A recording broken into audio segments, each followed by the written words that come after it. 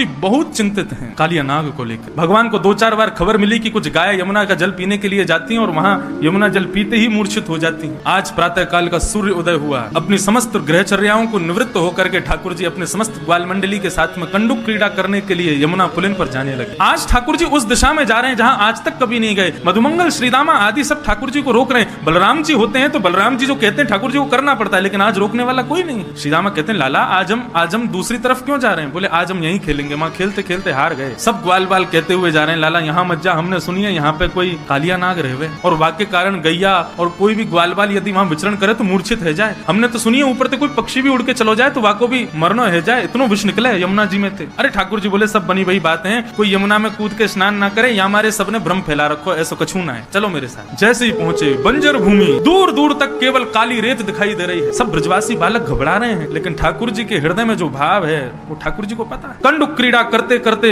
इस प्रकार से क्रीडन किया कि मधुमंगल श्रीदामा की जो गेंद थी ठाकुर जी ने उसको यमुना जी में फेंक दिया। जैसे ही यमुना जी में जाकर के गेंद गिरी है, ठाकुर जी ने अपनी माया से ही श्रीदामा के हृदय में प्रवेश किया और श्रीदामा के माध्यम से जिद करवाने लगे कि मुझको तो वही गेंद चाहिए। नहीं तो क्रीड़ा करते करते कितनी गेंद खोती हैं, कभी श्रीदामा मधुमंगल क्रोधित नहीं होते, कुंपित नहीं होते, लेकिन आज श्रीदामा जिद कर रहा है मुझको वही गेंद चाहिए। बाकी के सब सखा मंडली के सब श्रीदामा से कह रहे हैं अरे ठीक है लाला दूसरी गेंद आ जाएगी, ऐसे तो जाती रहे, तू आज इतना गुस्सा क्यों है रो? श्रीदामा बोला सब शांत है जाओ, कन्हैया मुझको वही गेंद चाहिए लेके आ। ठाकुर जी बोले यहाँ में कालिया नाग रहे, श्रीदामा देख ले कूद जाऊंगा मैं। बोलो मुझको कछु ना पता कैसे भी करके लेके आ। ठाकुर जी बोले मुझको चुनौती मत दे, मैं कूद जाऊंगा। सब ग्वाल बाल वहां श्रीदामा और ठाकुर जी के बीच के जो वाद संवाद है, युद्ध है, उसको शांत करने की कोशिश कर रहे हैं, लेकिन इतने में ही ठाकुर जी ने अपनी काली कमली को कसा और एक मल्ल की तरह, एक पहलवान की तरह ठाकुर जी कहते हैं आज या कालिया नाग को ही देखूंगा। कदम पर जैसे ही चढ़े श्रीदामा को स्मृति आई कि ये क्या हो रहा है लाला, तू कदम पे काई को चढ़ो? बोले तेने कही ना तुमको गेंद चाहिए, मैं गेंद लेके आऊंगा। अब तो श्रीदामा कहने लगा, बोले नहीं नहीं लाला यहाँ मत कूदियो, तू वापस आ जा। इतना कहना ही हुआ कि ठाकुर जी ने कदम के डाल से एक छलांग मारी और सीधे काली देह में प्रवेश कर गए। काली देह में भीतर प्रविष्ट हो गए ठाकुर जी। सब ग्वाल बाल त्राहिमाम चिल्लाते हुए दौड़े वहां से बन की वृंदावन की ओर। सब ब्रजवनिताओं को बुलाने के लिए, ब्रजवासियों को बुलाने के लिए सब दौड़े।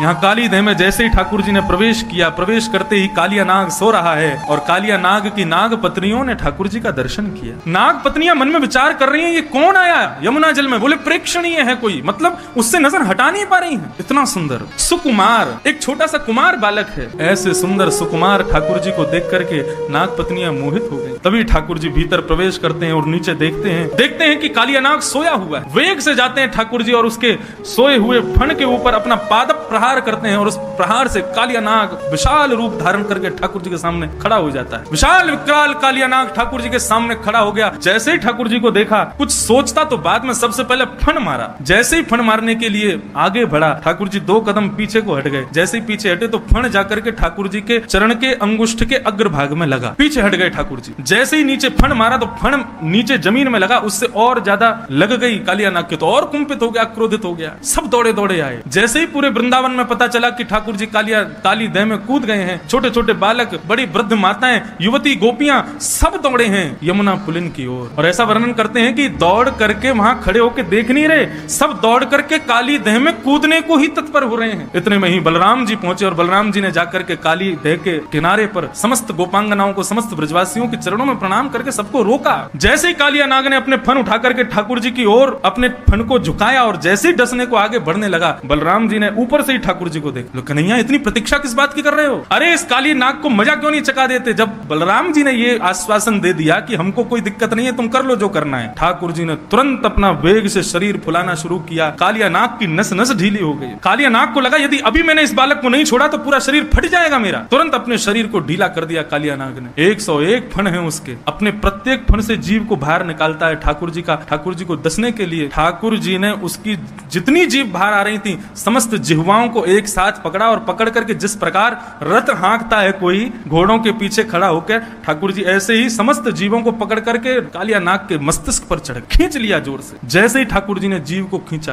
कालिया नाग अपनी अन्य मुखों से जीव निकाल करके ठाकुर जी को डसने लगा। ठाकुर जी बोले ऐसे नहीं मानेगा, या को मजा चकाने ही पड़ेगा। जिस जिस मुख से अपना फण फण बाहर निकालता है, उस फण पर ठाकुर जी अपनी एड़ी दबाते हैं, चरण नहीं रखते हैं, अपने चरण के पिछले भाग से उसके मस्तिष्क को रोंदते हैं। अब 101 फण वाला कालिया नाग कभी पहली जीव को निकाले, कभी 10वीं जीव को निकाले, कभी 80वीं जीव को निकाले, जिस जीव को कालिया नाग निकाले ठाकुर जी उतनी द्रुत गति से उसके मस्तिष्क पर प्रहार करते हैं। आकाश मार्ग से समस्त देवता पुष्प वर्षण कर रहे हैं। तभी क्या देखती हैं नाग पत्नियां? कालिया नाग के मुख से, नाक से, कान से, हर स्थान से जितने छिद्र हैं उसके मुख में सब जगह से रक्त की धार बह रही। नाग पत्नियों ने सोचा कि यदि अब ठाकुर जी से प्रार्थना नहीं की तो हमारे पतिदेव मारे जाएंगे, मर जाएंगे।